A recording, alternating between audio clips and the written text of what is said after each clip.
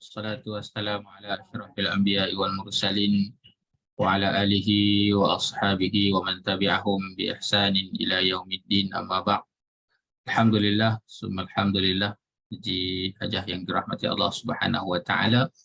Kita bertemu sekali lagi, alhamdulillah, pada hari Selasa malam ini untuk kita meneruskan sesi tadabbur dengan soalan, yang mana insya-Allah pada malam ini kita akan masuk pada ayat 196, iaitu pada halaman 30 insya-Allah.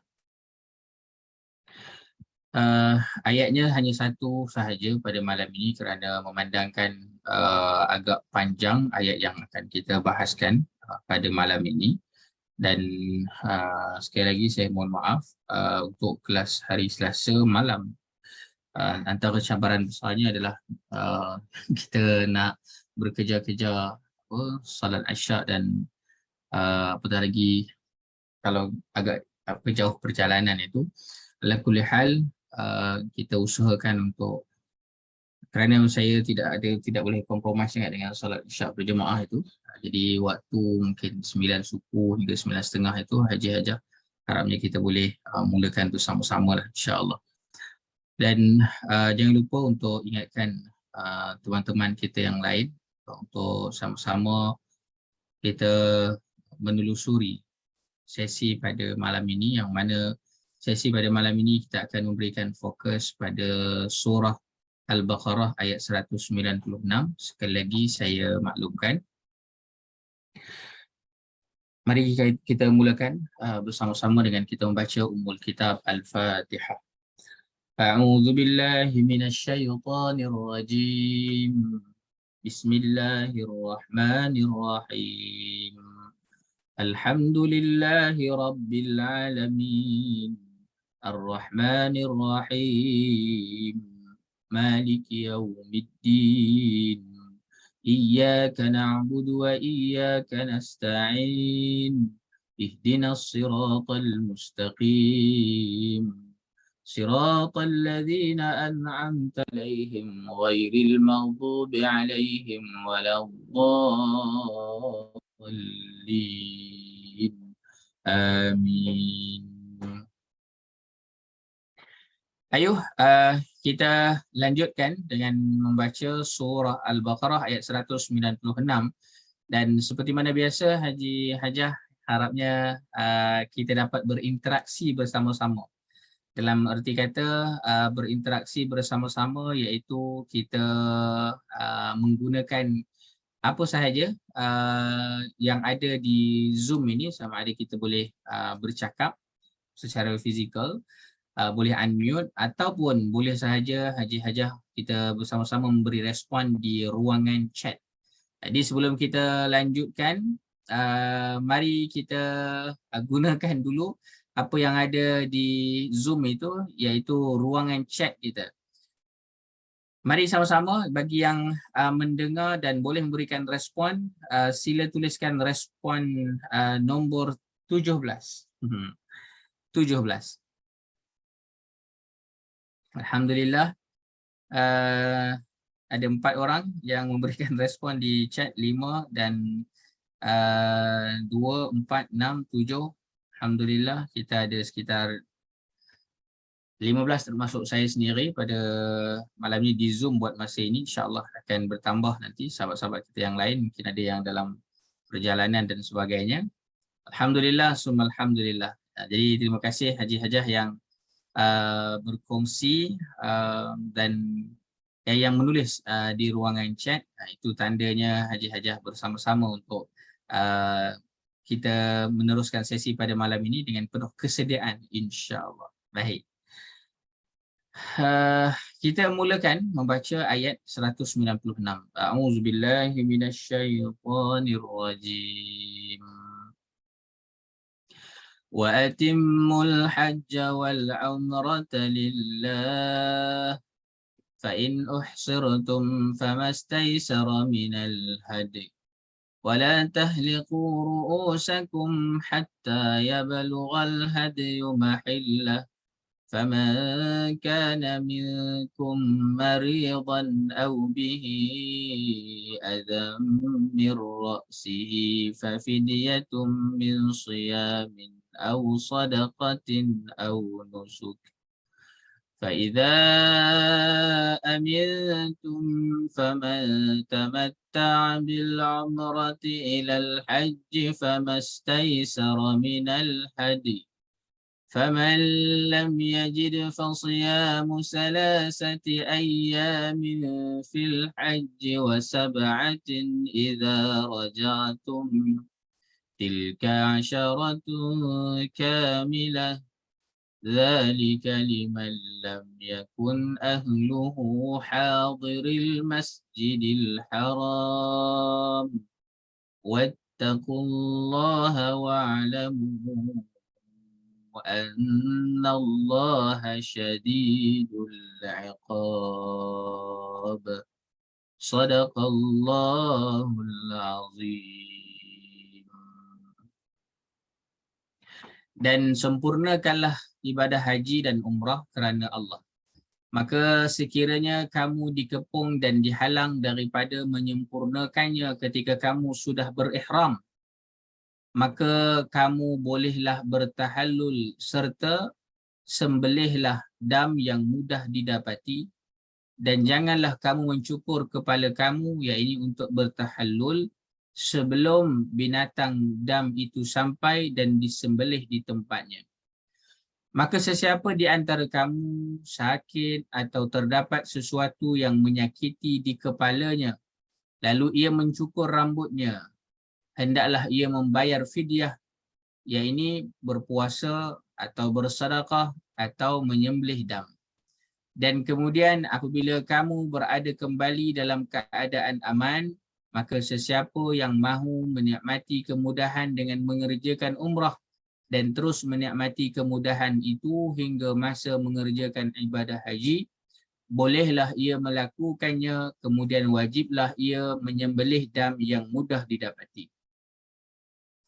Kalau ia tidak dapat mengadakan dam, maka hendaklah ia berpuasa 3 hari dalam masa mengerjakan haji dan 7 hari lagi apabila kamu kembali ke tempat masing-masing. Semuanya itu 10 hari cukup sempurna. Hukum ini ialah bagi orang yang tidak tinggal menetap di sekitar Masjidil Haram, iaitu Makkah, dan hendaklah kamu bertakwa kepada Allah dan ketahuilah bahawasanya Allah Maha berat balasan seksaannya terhadap orang-orang yang melanggar perintahnya. Haji hajah yang dirahmati Allah Subhanahu wa taala, banyak sangat mesej yang kita nak berikan perhatian pada malam ini, dan kita tidaklah berhajat untuk membicarakan tentang hukum fiqh. Namun begitu, kita juga tidak dapat terlepas daripada perbincangan hukum secara umum pada malam ini, kerana ini disebutkan secara langsung dalam ayat 196 terkait dengan bagaimana menyempurnakan haji dan juga umrah itu, dan juga terkait dengan perkara-perkara yang apabila berlaku sesuatu itu, apakah tindakan kita, apakah respon kita. Baik. So, kita akan lihat satu persatu ayat ini, insya-Allah. Siapa yang dah pernah mengerjakan haji? Ada yang pernah mengerjakan haji? Yang sudah pernah mengerjakan haji, menunaikan haji, boleh tulis nombor. Tak apa, tak nombor tak apa. Tulis je saya. Baik, alhamdulillah Hajah Nasriah sudah. Baik. Bagaimana yang lain? Kita tidaklah akan membicarakan banyak tentang hukum hakam, namun yang lebih jauh daripada itu adalah persoalan-persoalan yang akan kita lihat daripada sudut pelajaran besarnya kepada kita, insya-Allah. Masya-Allah, tabarakallah. Ada Hajah Juwairiyah, Hajah Nurmala, Hajah Sarfiah, Hajah Zalina. Belum lagi Ustaz, belum ada rezeki lagi.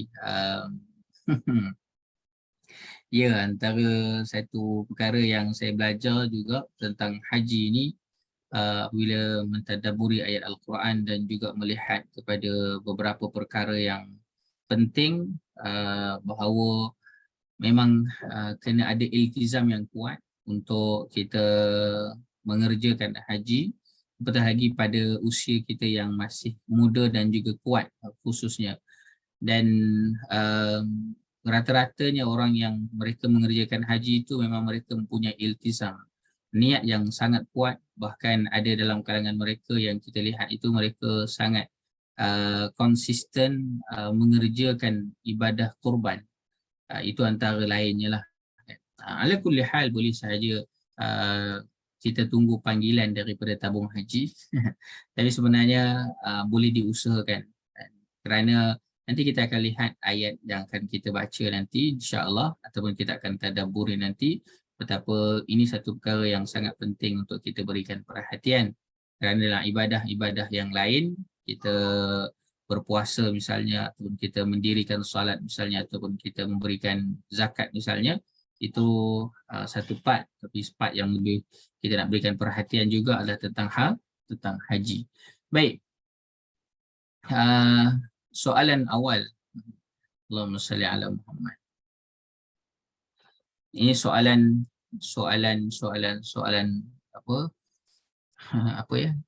Soalan umum sahaja.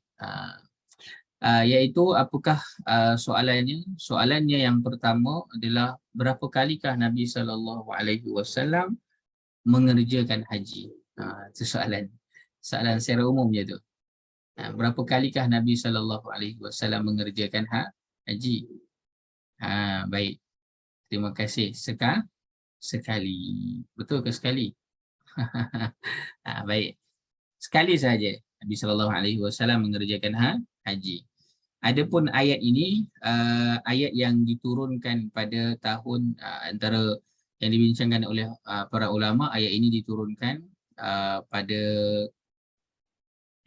Allahumma salli ala Muhammad, pada tahun ke-6 Hijrah. Namun kita lihat bahawa peristiwa mengerjakan haji itu berlaku selepas beberapa tahun, lalu ia menjadi pelajaran besar juga kepada kita tentang betapa menyiapkan diri untuk mengerjakan haji. Bukan nak pergi haji nanti baru nak belajar, kan? Ada yang baru nak pergi haji, masa itulah baru dia nak belajar, barulah dia nak dah.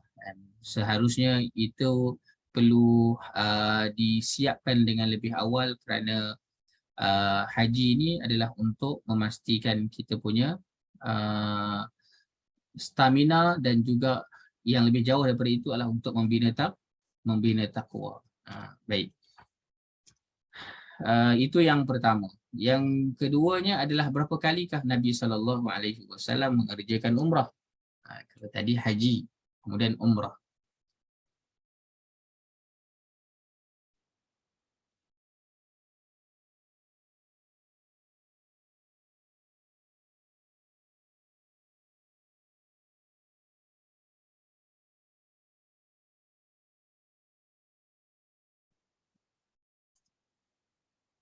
Ya Allah, ada jawapan? Kalau tak tahu, jawapannya adalah wallahu a'lam.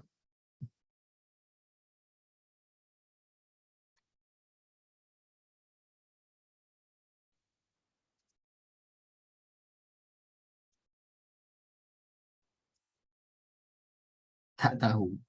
Baik. Sekiranya tak tahu, maka cari tahulah. Okey, baik. Wallahu a'lam 3 kali ke? Ada wallahu a'lam tu, kemudian ditanya balik kita, kan? Lepas tu kita pun jawab juga wallahu a'lam. Jadi sebenarnya jawapannya berapa kali? Wallahu a'lam. Baik. Nabi SAW antara yang disebutkan dalam tafsir, iaitu sebanyak 4 kali. 4 kali. Lalu ayat ini antara lainnya diturunkan kerana memang sudah diperintahkan untuk mengerjakan haji itu dan juga umrah itu pada zaman Nabi Ibrahim lagi. Dan ketika mana zaman Nabi Ibrahim itu ia dilaksanakan dengan betul, kemudian kaum musyrikin mereka mengambil alih dan kemudian mereka tetap mengerjakan haji dan juga umrah, tapi dengan cara mereka sendiri. Sebab itulah ketika mana umat Islam sudah kuat, maka diperintahkan untuk mengerjakan umrah dan haji dan juga umrah itu mengikut kepada syarat, rukun dan juga sunnahnya. Sebab itulah ini sangat perlu diberikan perhatian kerana pelajaran besar kepada kita bahawa ayat ini antara lainnya diturunkan untuk meluruskan apa yang telah berlaku pada umat yang terdahulu apabila mereka melakukan kesesatan kerana tidak didasarkan kepada wahyu yang benar. Maka itu juga menjadi pelajaran kepada kita dalam hal-hal yang lain, terutama dengan hal-hal kehidupan yang dekat dengan kita, supaya apa? Supaya kita tidak meneruskan tradisi jahiliyah, dan kalau kita nampak ada tradisi jahiliyah yang masih berleluasa, maka binalah kekuatan sehingga kita mampu untuk menenggelamkan ataupun kita mampu untuk memadamkan api jahiliyah itu. Kerana kalau jahiliyah tidak dipadamkan dengan api kebenaran, maka dia akan terus berleluasa dan terus akan berkuasa, dan kita tahu bahawa natijahnya adalah keburukan dan natijahnya adalah kehancuran daripada Allah Subhanahu wa taala. Maka itu menjadi pelajaran besar kepada kita. Apabila kita melihat ayat ini yang terkait dengan Nabi Ibrahim alaihissalam yang sudah membawakan mesej ataupun cara yang cukup, dan itu mengikut kepada syariat, tetapi ada orang yang mengubah syariat, maka begitu juga dalam kehidupan kita. Ada yang dibawa oleh Nabi SAW, itu sudah mengikut kepada syariat, lalu ada yang datang kemudiannya mengikut kepada hawa nafsu, maka kita perlu tolak itu dengan, kalau katakan itu sudah berleluasa, itu sudah kuat, maka tidak dapat tidak, kita juga harus membina kekuatan sehingga dapat meruntuhkan api jahiliyah itu. Jadi haji-hajah yang dirahmati Allah Subhanahu wa taala, itu antara pelajaran besar untuk kita perhatikan. Baik. Ayat ini ada kaitan dengan jihad. Apa kaitannya antara haji, umrah dan juga jihad? Ada kaitan ke?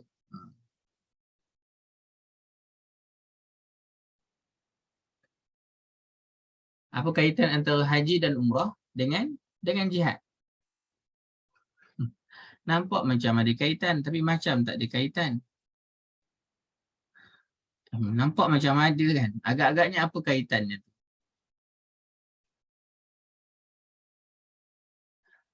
Pengorbanan. Alhamdulillah, itu satu, iaitu nak menjelaskan tentang pengorbanan. Alhamdulillah.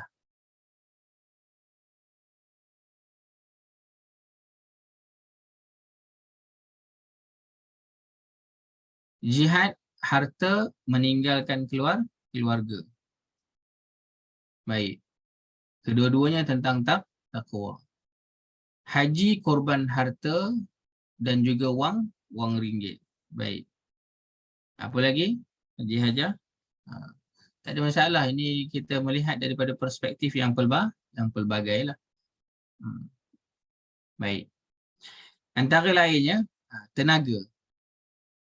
Dan salah satu daripada aspeknya adalah bila kita melihat keterkaitan antara jihad dan juga haji itu, kerana peperangan adalah jihad, keluar menggunakan yang diperlukan, yang perlu dikeluarkan.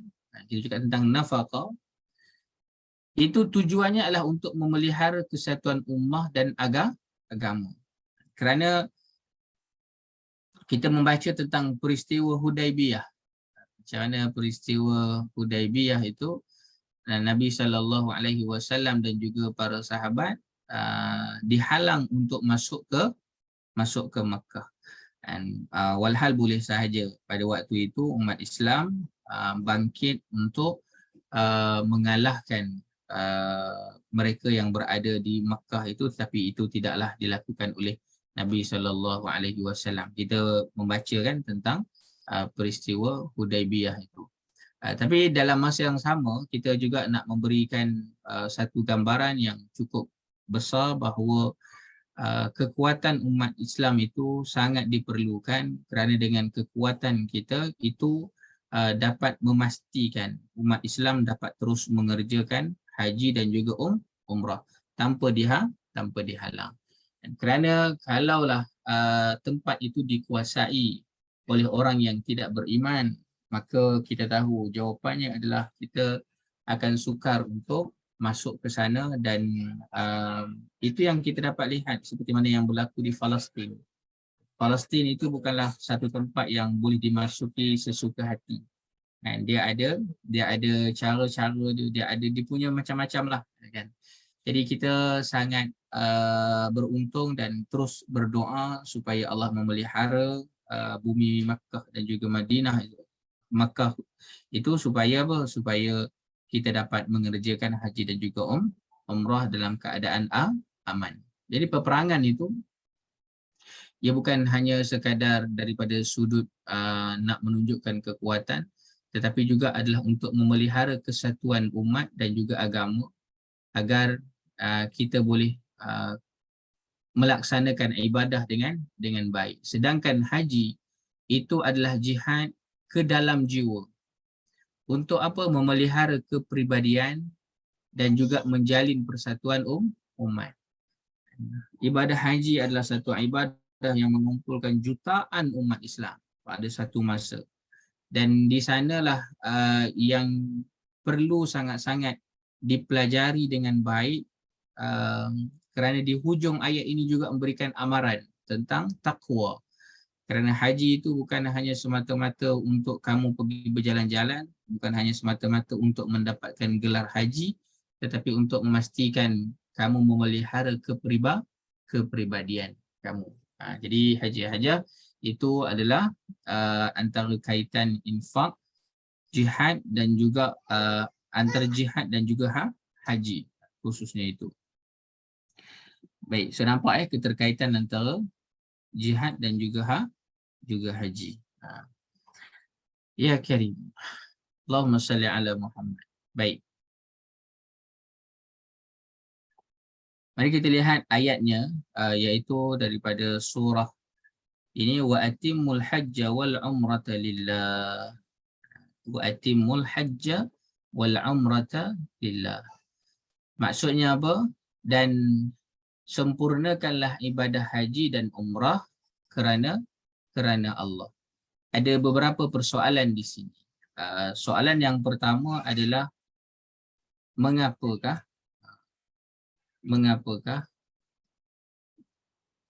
digunakan istilah menyempurnakan.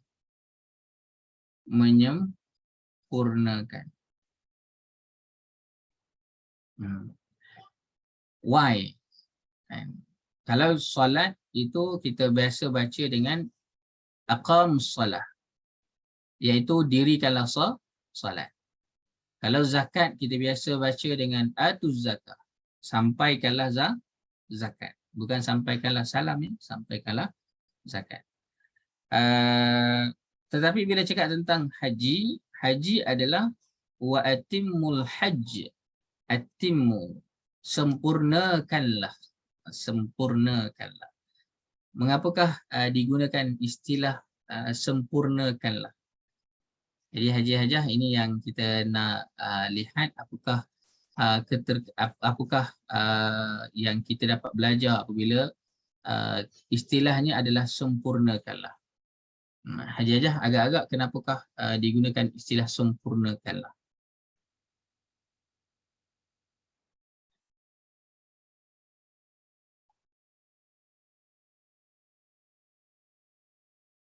Fi'al amar itu satu, suruhan, baik. Tapi kenapa tak guna dirikanlah, masih lagi suruhan. Dan keluarkanlah, masih lagi suruhan. Tetapi adalah sempurnakanlah. Itu antara soalannya juga kan. Mengapakah sempurnakanlah? Mengapa tidak sampaikanlah, mengapa tidak dirikanlah ataupun kerjakanlah.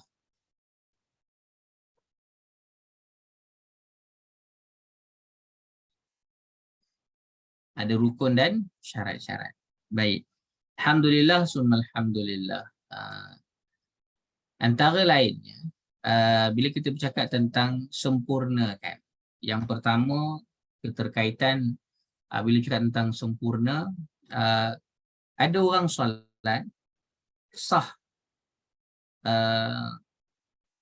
Okey tak? Okey. Kan? Namun dalam masa yang sama, ada tak orang yang solatnya sempurna? Ada juga. Ada beza tak antara sah dan juga sempurna? Ada kan? Jadi dalam mengerjakan haji itu boleh sahaja untuk buat secara minimal. Kan? Bahkan ada perkara-perkara yang boleh kita minta orang lain tolong buatkan. Walaupun tidaklah semua. Tapi ada perkara-perkara yang kita boleh minta tolong orang buatkan dan ia sah. Kan? So, boleh jadi ada orang yang ketika mana nak melakukan haji itu, dia hanya fikir yang penting sah haji dia. Tetapi yang dituntut lebih jauh daripada situ adalah bukan sekadar sah, tetapi sempurnakanlah. Jadi bila cakap tentang haji adalah dengan erti kata lakukanlah sehingga sempurna. Kerana kalau solat, dia didirikan daripada kita takbiratul ihram sampai bagi salam. Habis. Namun haji, seperti mana yang dikongsikan oleh Hajah Siti Maryam dan juga Hajah Zalinah kita, bahawa ini adalah satu ibadah yang dia bukan habis tak. Kan dia daripada 9 Zulhijjah itu sampailah beberapa hari selepas itu, dia ada kewajipan-kewajipan yang perlu dilakukan. Sebab itulah wa atimmul hajja wal umrata lillah. Ya. So itu yang pertama. Adapun pendapat yang lain kerana nak memperlihatkan kepada kita tentang kewajipan ataupun kewajipan mendiri ataupun menunaikan haji itu sendiri. Kerana ada yang berpendapat bahawa haji dan juga umrah itu adalah wajib kedua-duanya. Namun kita lebih berpegang kepada haji itu yang wajib. Dan haji pula bila bercakap tentang wajib kepada yang mampu. Sebab itu apabila seseorang ada kekuatan tenaga, ada harta, ada masa, tetapi dengan sengaja tidak mahu mengerjakan haji lagi. Kan? Tidak mahu mengerjakan haji itu dengan pelbagai alasan, antaranya adalah macam-macam lah. Kan? Takutlah, malas nak belajar dan sebagainya, maka ia dikira, dia tak sepatutnya kita masuk dalam hukum tadabbur ni kan. Tetapi kita ambil sebagai peringatan besar, kena berikan perhatian supaya ini kita tidak main-main tentang haji. Nantilah tunggu dah berusia sikit, nantilah tunggu dah lapang sikit, dah. Kalau kita ada kelapangan, kita ada kemampuan, tak laksanakan, watch out, hati-hati. Saya tak nak sebutlah dosa dan sebagainya, tapi watch out. Baik, Allahumma salli ala Muhammad wa ala ali Muhammad. Dan mengapakah disebutkan perkataan haji dan juga umrah pada ayat ini? Wa atimmul hajj wal umrata lillah. Kalau kita berikan perhatian sekali lagi dalam ayat ini, wa atimmul hajj wal umrata lillah. Baik, antara yang disebutkan oleh ulama mengapakah adanya perkataan al-hajj dan juga umrah. Mengapakah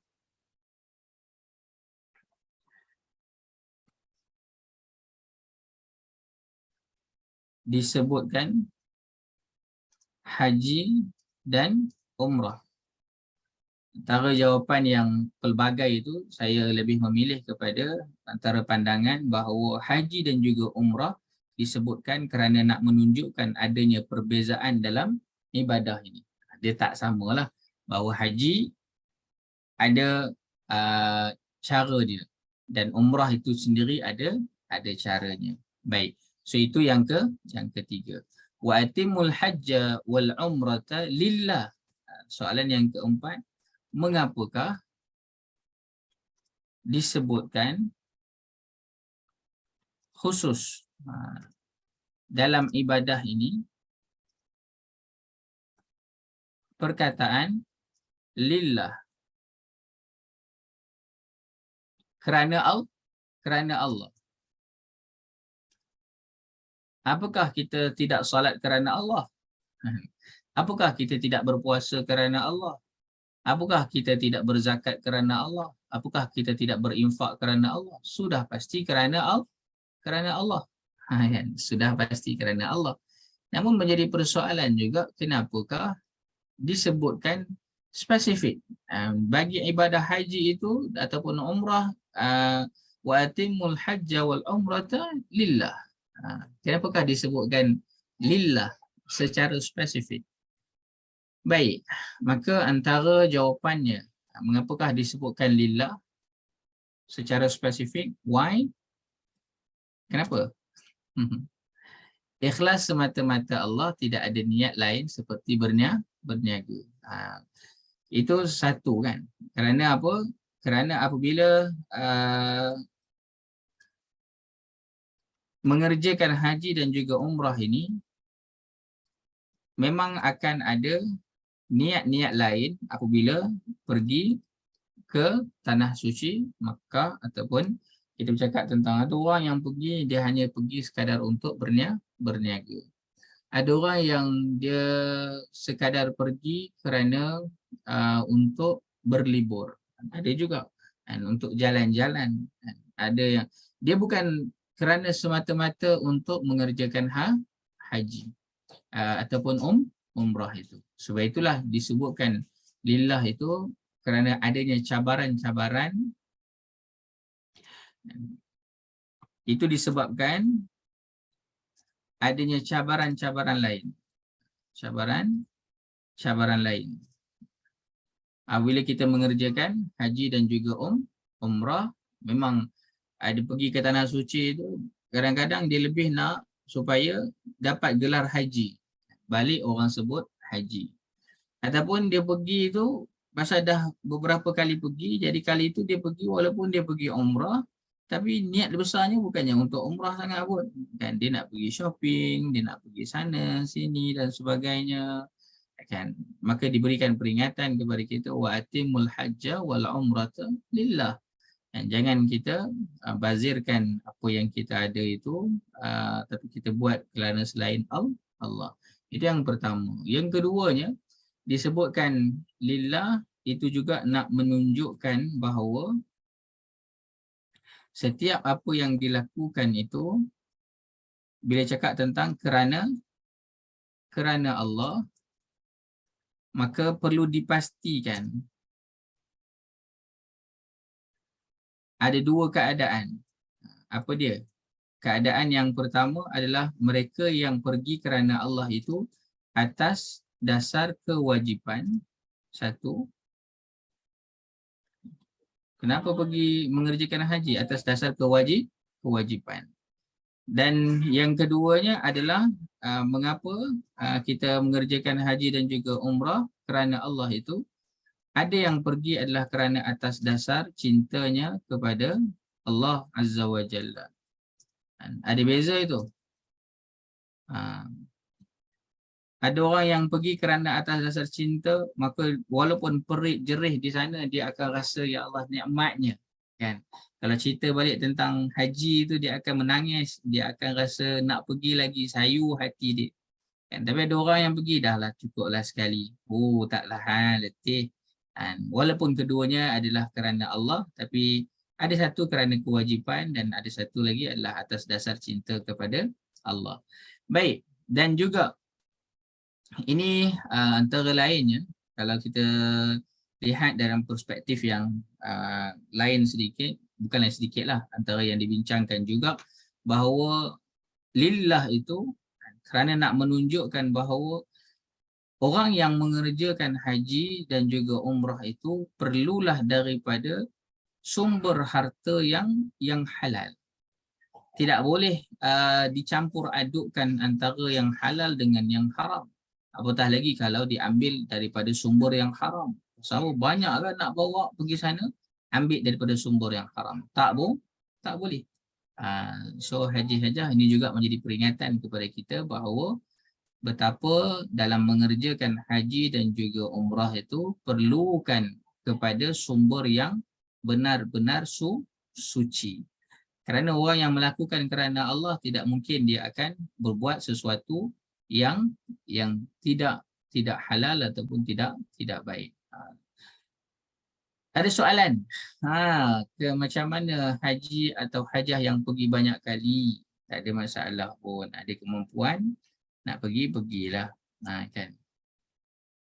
Tapi dalam masa yang sama kena tengok jugalah kenapa nak pergi banyak-banyak kali tu. Itu masing-masing lah, kita tidaklah nak membahaskan kepada niat masing-masing.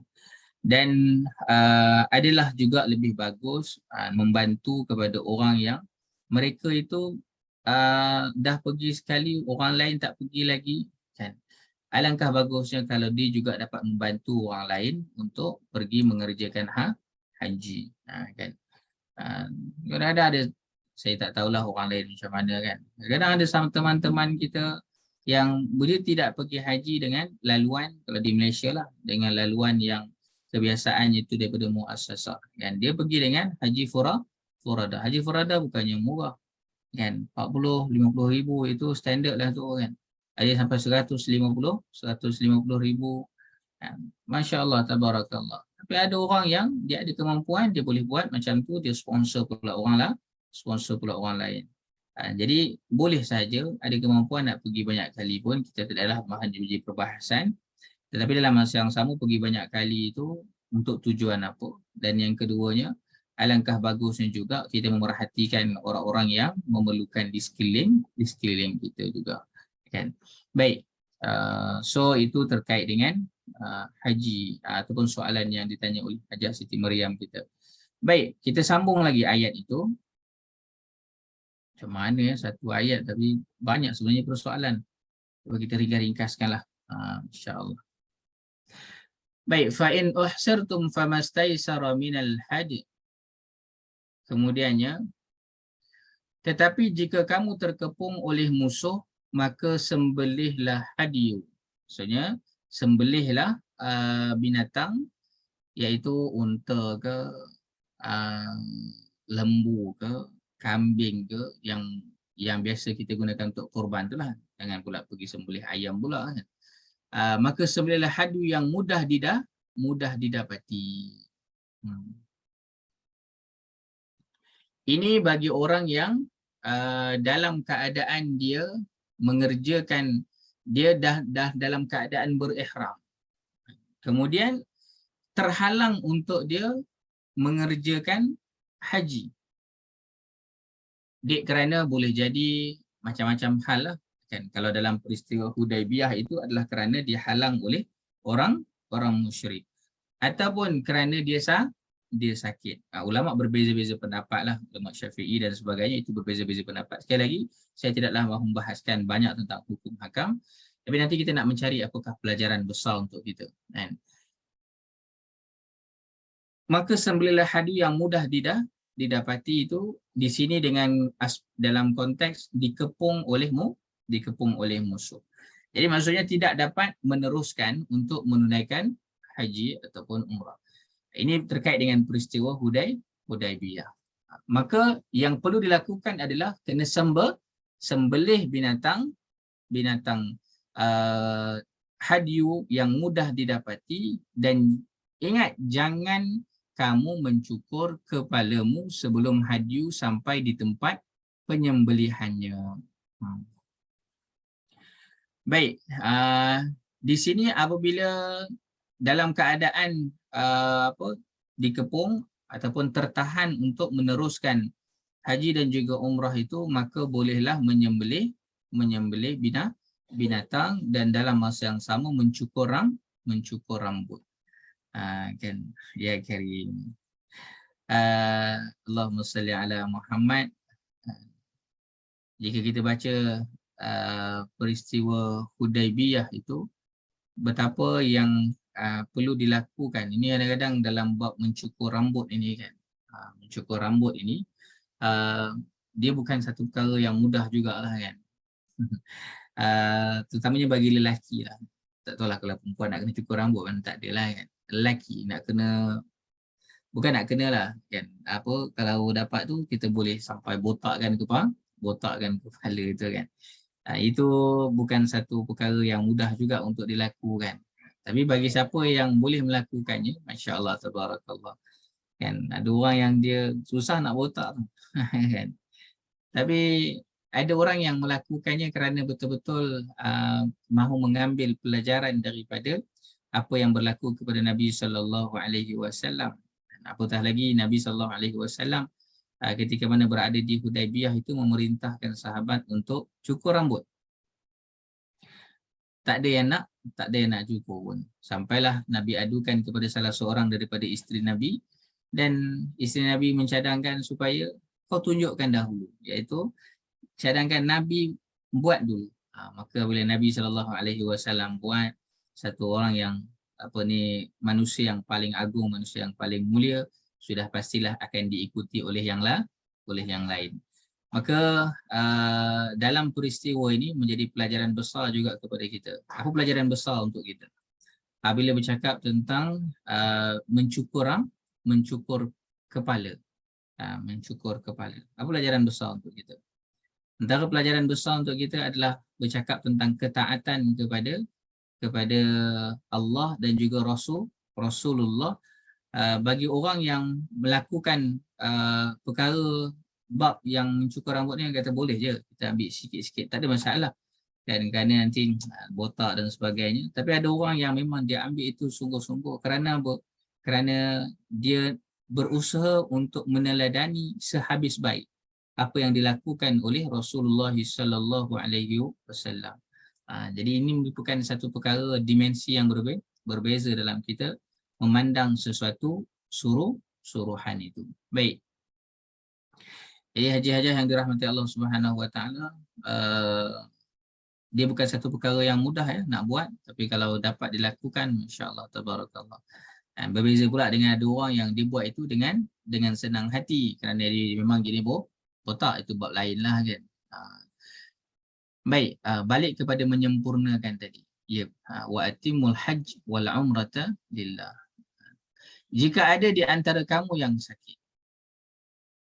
Kemudian ayat Al-Quran ini disambung, faman kana minkum maridan aw bihi azam min ra'sihi fa fidyatun min siyamin aw sadaqatin aw nusuk. Ini masih lagi terkait dengan bersyukur itu. Jika di antara kamu yang sakit atau ada gangguan di kepalanya, ada orang yang mungkin kepala dia tu menyebabkan dia kena bersyukur, maka wajiblah dia melakukan fidyah. Apakah bentuk fidyah? Yang perlu dilakukannya itu, iaitu yang pertamanya dia perlu berpuasa, ataupun yang keduanya dia perlu bersedekah, ataupun yang ketiganya dia perlu melakukan korban. Ini boleh dipelajari nanti apabila kita bercakap tentang ada masalah kan, dan kemudian perlu juga bersyukur, maka kena buat fidyah itu. Baik. Apabila kamu dalam keadaan aman, kalau tadi ada cabaran, sekarang ini masuk kepada keadaan aman. Faiza amintum faman tamatta'a bil umrati ilal hajj famastaysara minal hajj. Ini apabila kamu tidak diganggu oleh musuh, itu kamu dalam keadaan aman. Sekarang ini kita mengerjakan haji, alhamdulillah, dalam keadaan aman. Maka barang siapa yang mengerjakan umrah sebelum haji, maka dia wajib menyembelih hadyu yang mudah didapati. Ini terkait pula dengan orang yang dia buat umrah, kemudian ada tempoh, contohnya 10 hari lagi. kan, barulah masuk 9 Zulhijjah itu. Maka dalam keadaan tersebut takkanlah dia nak memakai pakaian ihram yang sama. Maka dibolehkan untuk dia menanggalkan pakaian ihramnya dan kemudiannya nanti pada waktu haji nanti dia berihram dengan pakaian yang sama, tetapi bukanlah dengan umrah yang dia pakai tadi itu. Maka itu yang kita sebut haji tamattu'. So haji tamattu' ini adalah haji yang dia bersenang-senang dulu. Bersenang-senang. Ialah 10 hari. 10 hari takkanlah 10 hari haji-hajah nak duduk dekat dalam keadaan berihram itu. Ya Allah tangguh. Kalau siapa yang boleh tahan, insya-Allah silakan. Tapi memang mencabarlah kan. So ada 3 jenis haji. Apa dia? Yang pertama adalah haji hajah, ada 3 jenis. Yang pertama kita dah dapat jawapan dah lah. Yang pertamanya adalah haji tamattu'. Cara tamattu' ni, umrah dahulu, kemudian baru haji dengan tidak menggunakan ihram yang sama. Ada yang disebutkan dengan haji qiran. Haji qiran. Macam mana haji qiran?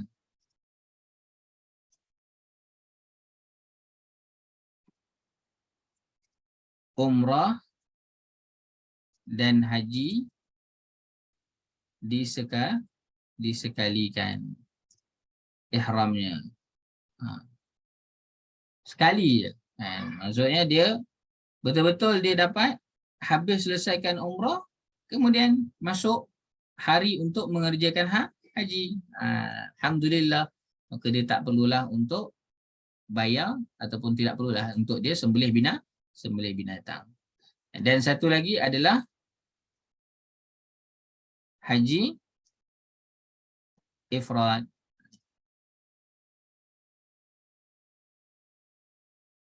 Haji ifrad ni maksudnya apa? Haji dahulu, kemudian umrah di lain masa. Maksudnya dia tidak buat sekali. Ifrad. Jadi haji-hajah yang dirahmati Allah Subhanahu Wa Taala boleh sahaja nak buat yang mana-mana. Tapi pelajarannya apa untuk kita? Bila ada 3 jenis haji ini. Baik. Jadi boleh pilihlah boleh pilih yang mana-mana kerana apa? Ini merupakan rukhsah untuk kita. Ada orang yang dia dapat buat sekali serentak. Ada orang yang dia buat tamattu'. Ada orang yang dia buat ifrad. Tak ada masalah, mana-mana pun jangan kita bergaduh. Yang penting dapat nak buat haji tu buat segera. Kan? Jangan duk saya tak buat umrah lagi ni. Kan? Tak payah tu. Ya Allah, kita usahakan segerakan. Baik. Apakah yang perlu dilakukan oleh dia? Faman tamatta'a bil umrati ila al-hajj famastaysara minal hajj. Dia kena sembelih binatang. Sekiranya dia tak ada binatang itu untuk disembelih, tak ada kemampuan, boleh jadi yang pergi itu bukannya semua orang kaya, kan? Faman lam yajid fasiyamu salasati ayyamin fil hajj wa sab'atin idza raja'tum tilka 'asyaratun kamilah. Baik. Maksudnya apa? Tetapi jika dia tidak mendapatkannya, maka dia wajib berpuasa 3 hari dalam musim haji dan 7 hari setelah kamu kembali. Baik. Iaitulah jumlah keseluruhannya 10 hari. Soalan. Bilakah 3 hari itu? Bilakah 3 hari itu? Baik, ada yang mengemukakan 3 hari tersebut ketika mana di Mekah itu adalah pada 6, 7 dan juga 8 Zulhijjah. Baik. Adapun pendapat ulama yang lain juga mengatakan bahawa tak ada masalah, tidak semestinya 6, 7 dan juga 8. Buatlah waktu bila-bila pun, yang penting buat di sana. Adapun 7 hari yang berbaki ataupun 7 hari lagi itu, maka bolehlah dikerjakan di tempat masing-masing. Saya tidaklah berjumpa apakah hikmah mengapakah 3 di Makkah, 7 di tempat sendiri dan digenapkan itu selama 10 hari. Ala kulli hal, yang kita tahu adalah bagaimana apabila tidak dapat mengerjakan ataupun tidak dapat melakukan sesuatu itu, maka kita gantikan dengan hal yang lain yang saya kira itu setara dengan apa yang tidak mampu dilakukan, iaitu menyembelih binatang. Dan kemudian yang ayat ini ditutup dengan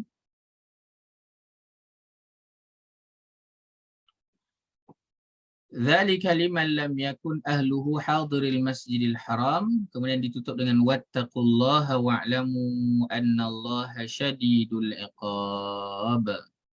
Apa dia? Ya, ini Allah sebutkan tentang bertakwalah kepada Allah, satu.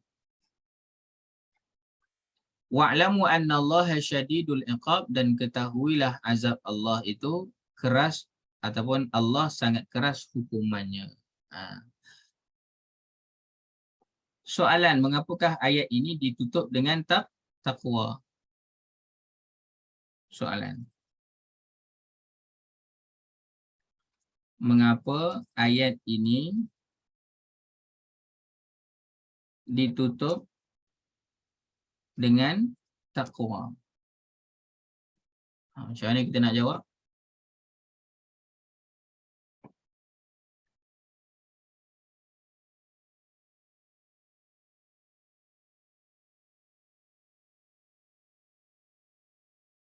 Macam mana tu aja. Mengapakah ayat ini ditutup dengan takwa?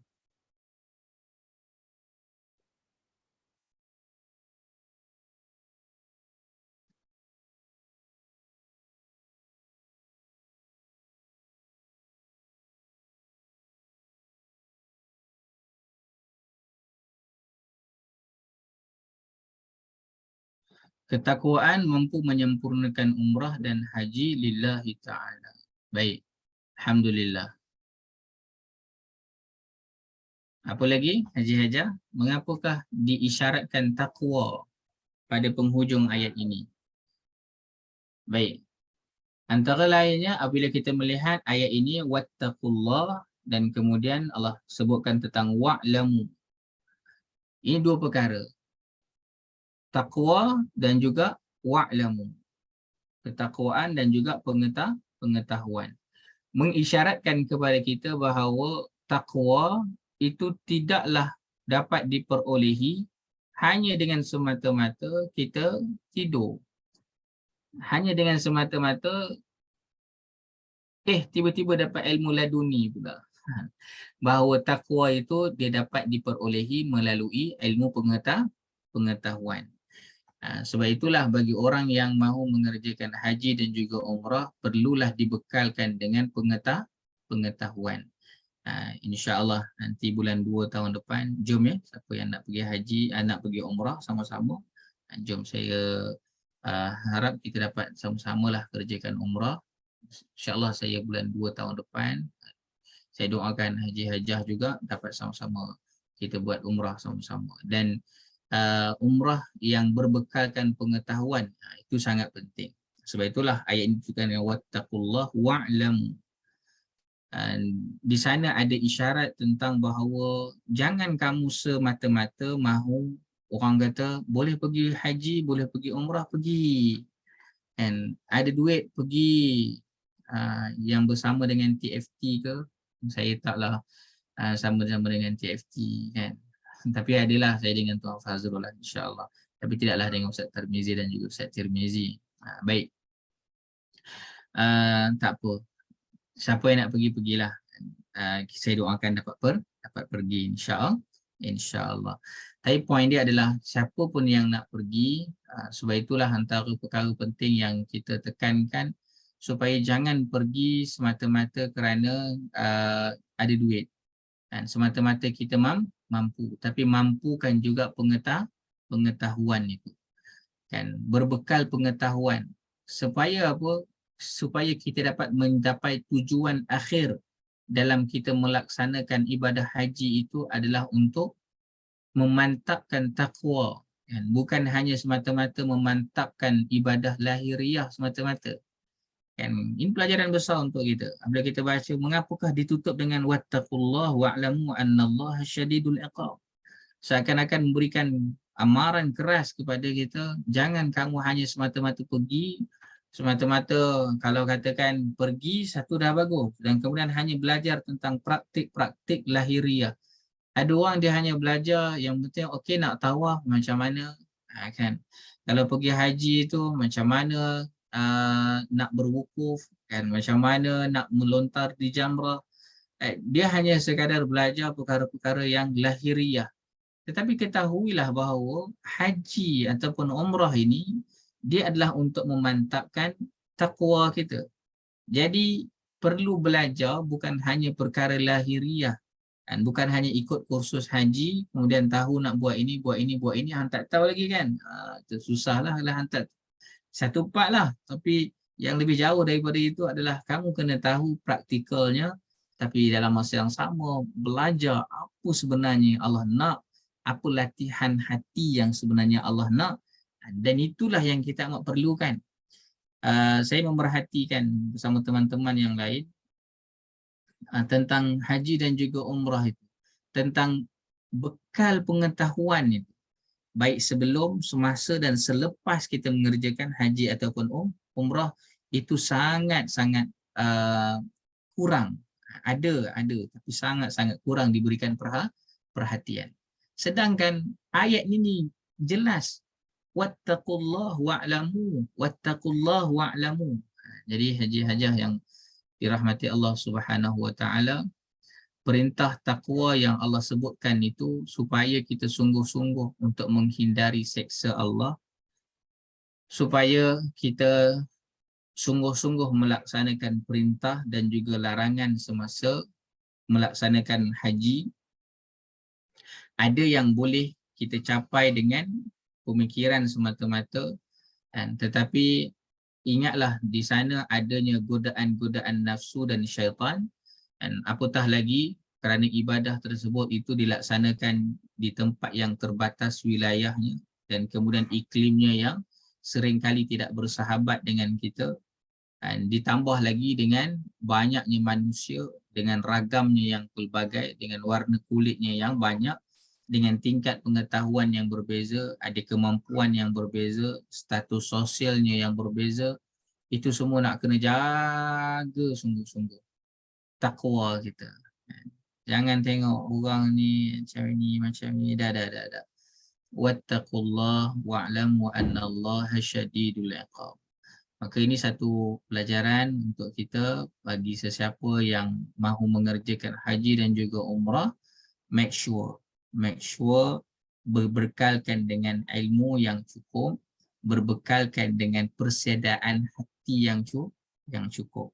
Kita bukan hanya semata-mata nak pergi kemudian kita mengerjakan secara ritualnya semata-mata, apatah lagi yang pergi bukan lillah, yang pergi kerana nak shopping, yang pergi kerana nak berbisnes, yang pergi kerana nak jumpa kawan, yang pergi kerana nak dapat gelar dan sebagainya. Itu lebih jauh lah kena ditinggalkan. Jadi bertemulah awal ayat dan juga hujung ayat itu, wa atimul hajja wal umrata lillah, dan kemudian ditutup ayatnya dengan wattaqullah wa'lamu annallaha syadidul iqab.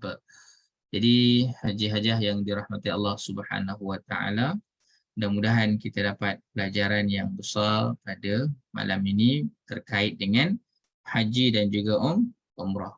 Sekali lagi, kita bukanlah nak membicarakan tentang hukum hakam pada malam ini. Dan ya, penting untuk kita mengetahui tentang hukum hakam syariat, mengerjakan haji dan juga umrah itu bersedia daripada awal. Tapi yang lebih jauh daripada itulah kita nak melihat apakah pelajaran-pelajaran besar di sebalik perintah-perintah Allah yang terdapat dalam ayat ini, insya-Allah. Baik, alhamdulillah sudah 10.30. Jadi saya doakan supaya semua dapat manfaat dalam pertemuan kita pada malam ini, dan tolong doakan insya-Allah kita dapat konsisten untuk sama-sama melaksanakan kelas kita yang saya fikir datanglah kan secara percuma sahaja kan, datang dengar dan wawasan kepada ilmu itu adalah untuk kita amalkan. Ya Allah, tolong datang. Kita takut peluang-peluang yang Allah dah bagi tapi kita buat tak tahu je. Ya Allah, kesiannya kita kan. Dan suka untuk saya maklumkan juga bahawa dalam kita mempelajari tadabbur ini, tadabbur dengan soalan, saya belum lagi menekankan tentang aspek bahasa. Tapi dalam masa yang sama saya juga nak mengajak kepada semua siapa yang ada kemampuan dari sudut masa, ya Allah, jom sama-sama kuasai bahasa, terutamanya bahasa Al-Quran ini sendiri supaya kita akan rasa lebih nikmat ketika mana kita berbicara tentang Al-Quran. Nanti pada masa-masa yang akan datang kita akan pergi kepada bahagian bahasa. Siapa yang dah mula melihat kepada bahasa, nanti masuk kepada perbincangan bahasa, dia tak akan rasa berat, bukan dia akan rasa banyaknya mukjizat Al-Quran. InsyaAllah. Ya, naktafi bihadzal qadar. Terima kasih kepada semua. Hadza billah wa taufiq. Subhanakallahumma wa bihamdika asyhadu an la ilaha illa anta astaghfiruka wa atubu ilaik. Bismillahirrahmanirrahim. Wal 'asr. Innal insana lafi khusr. Illa allazina amanu wa 'amilus shalihat wa tawassaw bil haqq wa tawassaw bis sabr. Assalamualaikum warahmatullahi wabarakatuh. Waalaikumsalam warahmatullahi wabarakatuh. Terima kasih Ustaz.